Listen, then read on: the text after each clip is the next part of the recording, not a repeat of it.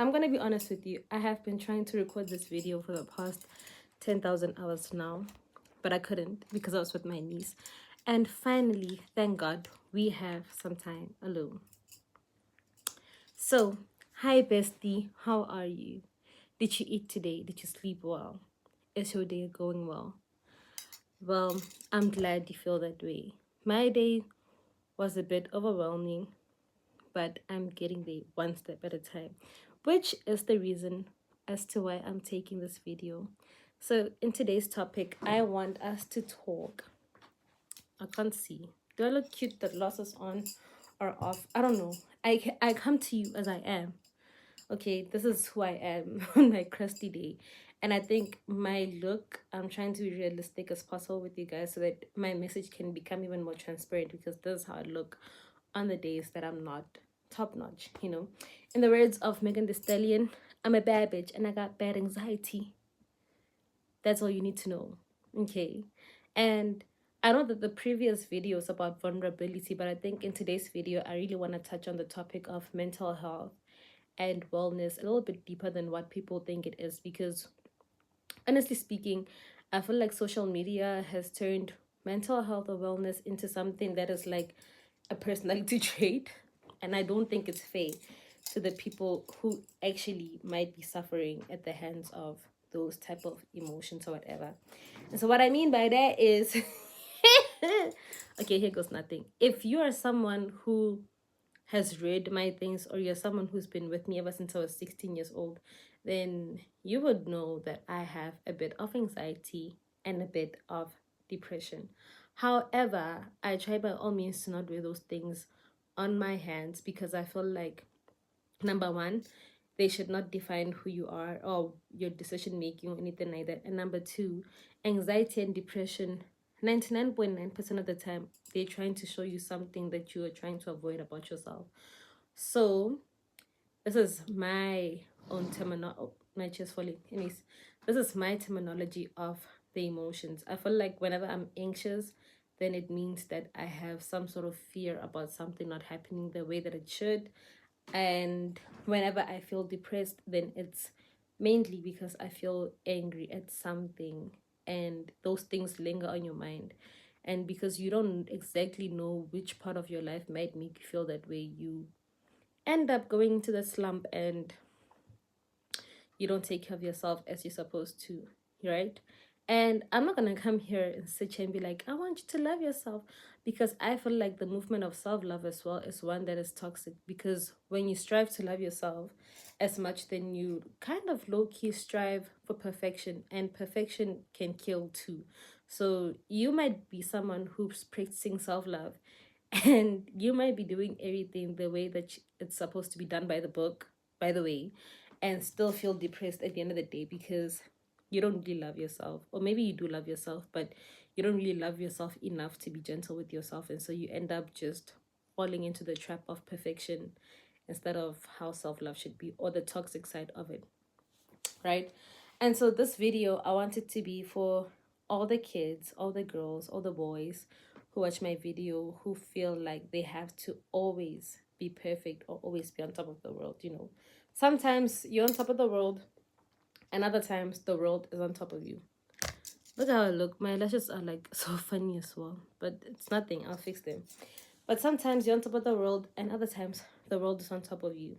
And you just need to know that it's nothing new.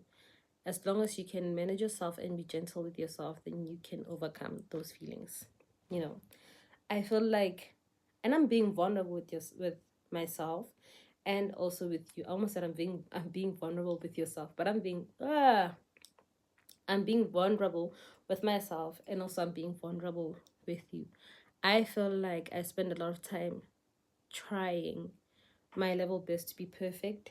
I call what I have the perfect child syndrome, which means that growing up, you had to have everything sorted out and to show your parents that you're somewhat matured or adultish a little bit, like you can have responsibility of your life.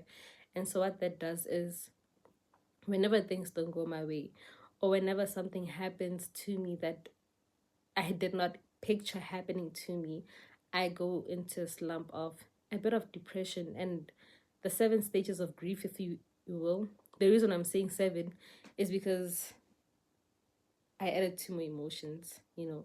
But I'm someone who, in general, I hate feeling anxious and I hate feeling depressed because I feel like those days are the longest days ever, right? I think if you have those things, then you'd understand. You could be depressed. Your depression could start right now as you're watching this video, and you'll feel like this is how you felt all these days, all this time, or whatever. But when you actually look at it, you were not actually feeling like this yesterday. Or when you look at it, you might have a little bit of moments where you were happy, and so now you are so crowded in your head, and you start to believe that that's who you are, right? And that's sad, bestie. I don't want you to do that to yourself because you're human. I had to remind myself today that I'm human and I'm a human being experiencing human emotions at a certain pace or at a certain moment. And the realization that I'm human is one that's hard because, once again, I'm someone who tries to be perfect with everything. I think I try to calculate every movement that I make before making it. And whenever those movements or my calculations don't come out as they should, then I get into my head and I kind of, I don't think I punish myself, but I kind of have a moment of like regret, you know. And I'm trying, and I've been trying, and I'm trying to continue living by the means of have no regrets, because I feel like things happen for a reason, whether it be good or bad. And the moment that I'm in right now, or the season that I'm in right now, I feel like it's a season of discomfort because I'm always in my comfort zone, and obviously I have to go through new things to get out of my comfort zone. But however, I find myself regularly wanting to go back into my shell because I'm like, this is not normal. I don't want to feel like this. That's not normal. I don't want to feel like this. I want to be happy. I want to wake up and be happy. I want to be able to sit and not necessarily care about anything that's outside of me that I cannot control. That's what I want. I want to have a sensation or an idea that life is what I make it to be. And whenever I don't feel like that, then it's almost like my world comes crashing. And even though I don't, okay, even though this is how I view it, sometimes I put myself in the situations, and other times I feel like it might be the people around me who put me in that type of compromise. And so if it's me who puts myself into that situation, it's easy to take myself out of it because I'll be like, okay, well, I kind of calculated the probability of what's happening, you know, so I can easily remove myself. But when it's other people who put me in a situation of feeling like this, then I feel like that's when I have regrets because in my mind, I'm like, ah, fuck, I should have just stick to being isolated and stick to being by myself. But it's all too late now to wish that. So you just have to wake up every day and show your face and everything like that. And that's where, once again, the terms or the feeling of self-love and perfection becomes toxic, because then you will put on your makeup or you will put on your wig and you'll put on your nails, your lashes, everything to pick, oh, don't do that. You'll put on your lashes, your nails and everything to pick yourself up. But at the end of the day, when everybody's gone, that feeling is still there. You know, you could be the baddest bitch in the room and still not be happy. And that's the sad truth. You could be the ugliest bitch in the room and still not be happy. Not that anybody's ugly, but you could be like the best looking person in the room and still feel like something is missing, you know? And it's all like, I just sit by myself and sometimes I'm like, what is it all for? Like, what is it all for? Who is gonna reward me at the end of everything? Oh my goodness, I'm becoming emotional. But like, you wake up every single day and you try to pick yourself up every damn day. You look good every damn day. You feel good every damn day. You try your level best to do good every damn day. Oh, look at my nose becoming red. Whatever. But you try to do your best every damn day. And the sad part about realizing that you are someone who could be going through depression and anxiety is that you have to count on yourself a little bit more than you would any other person out there. Anyways, I said I'm gonna be vulnerable with you guys, and the reason why I feel inclined to take this video is because I know that there are other people out there who might be feeling the way that I do. You have to be perfect. Bestie, it's heavy, but it's like every single damn fucking day you have to be perfect. And even if you just do it for yourself, like there are moments where I'll do this shit for myself just because I like being pretty and everything like that. But behind me enjoying beauty and everything like that, that's what I was saying. Behind every single moment where I feel like I have to be perfect, there's the little girl in me that's reminded that growing up I was like the pretty child. I think I still might have that title, the pretty child, the humble child, the quiet child. And so it's a lot of pressure that I put on myself every single day to like be perfect, you know and I think in my moments of solitude I realized that the most important thing that I can do for myself is try to be there for myself, to not seek a validation. And what that does is, when you are isolating yourself, you go into a place of like not needing anyone. And because you do that, your mind develops a certain type of understanding or realization whereby you just like know how to handle things. And so when things are not handled the way that you would imagine them to be, you end up crashing more than you're supposed to. And I'm saying this because I know that you, bestie, relate to what I'm saying. And I know that there's a part of you that questions yourself every single day because you're not sure what's happening. And I want you to know that it's all part of being human. I'm learning that too.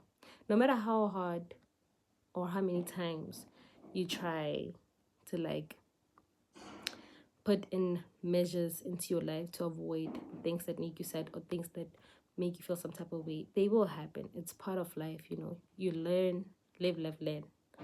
But it's all about how you take it, right? I want you, as your best friend, hold my hand, bestie. No, but I want you, as my best friend, to remember that if you're sad or you're anxious or you're depressed, those are symptoms of something that you do not want to deal with. And you might not want to deal with it, but the symptoms definitely can go away, right? Rainy days don't last forever. I can guarantee you, even after like so many years or so many months, or maybe even next week, you will not remember how you felt this week. And I know that sadness or whatever emotion you have might feel longer than the happy days, which sucks because you go through so much. Even like you could be happy last week and then this week you'll be sad for one day and you'll feel like that's how you felt the entire time when it's not even true, you know? So you should have grace on yourself and you should remember that you're human. And if you're like me, for me, let's not strive for perfection always, okay? Let's take some time out to take care of ourselves. Even if it looks like you rotting in bed all day long, even if it looks like you don't eat, even if it looks like you just smell bad or whatever, you are allowed to do those things. You are allowed to take care of yourself, okay? Anyways, I got a bit distracted because the people here, and I don't want people to hear what I have to say. I have stage fright, if you will. I have stage fright, if you will. So we're gonna end this here, and then maybe the next time you really need something, I will be here for you. You got me? You got me? I may not reply to your message on Instagram, or I may not give you a platform per se to speak to me, but actually no, I will, because I take those things very serious. Like if you message me and you're like, hey, I'm not okay, I will actually reply to your message because I know how it feels to not be okay, and I want you to be okay. I want you to feel good about yourself, and I want you to be better, and I want you to just know that there are people who care about you. I am one of them. Okay, so thank you guys for watching. It is your girl, Miss OG. And I love you so much, bestie. And I really hope that you find the silver lining in whatever you're going through, that you don't tell the world. And even if you don't know what it is, I hope that you will find some closure, right? Anyways,